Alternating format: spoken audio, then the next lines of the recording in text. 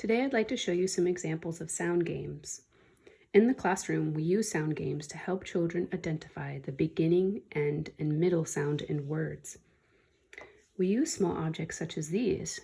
Young children are naturally drawn to small objects, so it makes them the perfect material. I'm going to take out a couple to show you.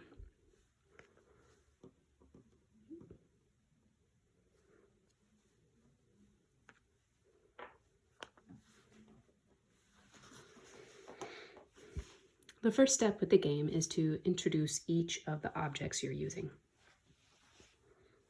This is an alligator. Sometimes I'll even have the children repeat the word after me. This is a tiger. This is a sloth. If I'm using objects that stand up, I try to make them stand up because the children will naturally want to fix them.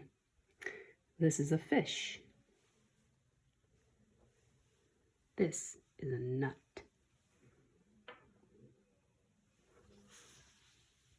I Spy is a perfect game that can be played at home with objects, but it can also be played when you're out traveling, in a restaurant, on an airplane.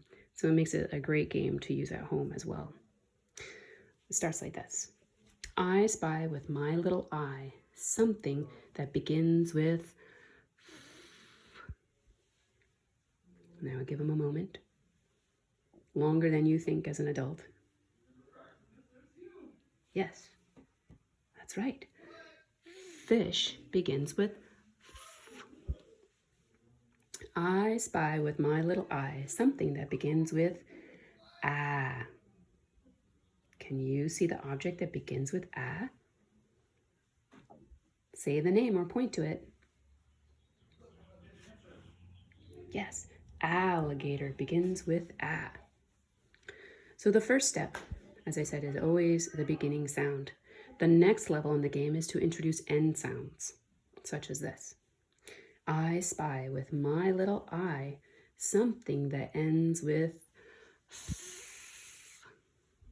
Can you find the object that ends with F? Again, giving them a good moment to try and figure it out. And you can even give them a hint, like say all the objects to yourself. See if you can figure out which one. In this case, it's the sloth that ends with F. And the last level of the game is the middle sound. This one is the most tricky for kids, so it takes a lot of repeating.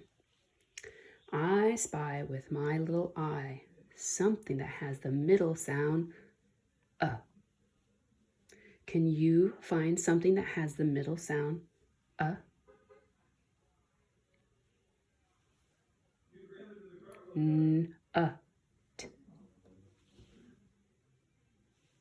So this was an example of a game with materials that I would use in my classroom, but I want to also show you some things that I found around my home that would also make great props for a sound game.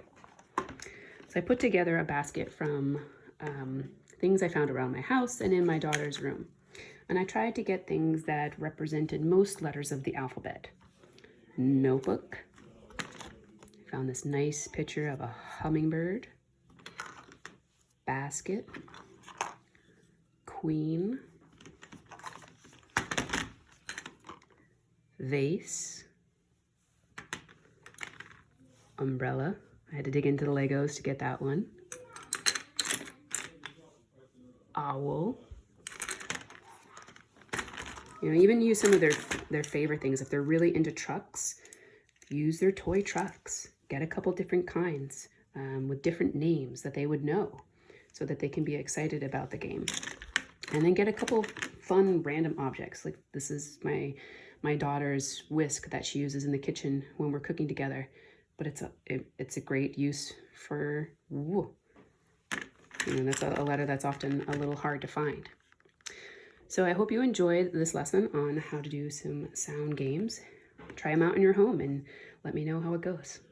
Thank you.